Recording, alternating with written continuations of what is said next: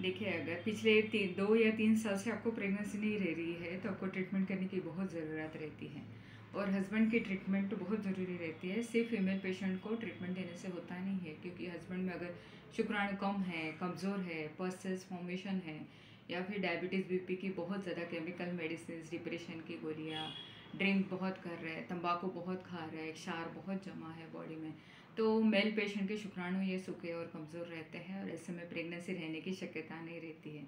और बार बार अगर एबॉर्शन हो रहा है 2-3 बार, 5 बार, 7 बार, 10 बार, तो हस्बैंड वाइफ दोनों को ट्रीटमेंट लेनी चाहिए। दोनों के बीच में प्रॉब्लम रहता है।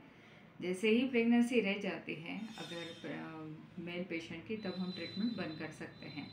सिर्फ फिर फीमेल पेशेंट की प्रेगनेंसी में ट्रीटमेंट की जाती है।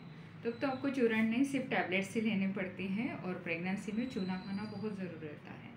अनार के दाने के साथ चूना दिया जाता है, अनार के जूस के साथ। अनार में हाई आयरन रहता है, इसलिए खून की कमी नहीं हो पाती और कैल्शियम तो रोज़ खाना चाहिए 1 ग्राम तक 9 महीने तक, जिससे आने वाला बच्चा ये दीर्घायु रहता है, स्वस्थ आता है और बच्चे को जन्म के बाद कभी कैल्शियम आयरन की कमी नहीं रहती है और माँ में कभी भी कैल्शियम डेफिशिएंसी नहीं होती है। तो डिलीवरी के बाद, प्रेगनेंसी के बाद फीमेल पेशेंट को कभी आर्थराइटिस, साइटिका, वेरिकोज वेन जैसे प्रॉब्लम्स नहीं आते हैं और 9 महीने तक हर्बल मेडिसिन लेना बहुत ज़रूरी रहता है।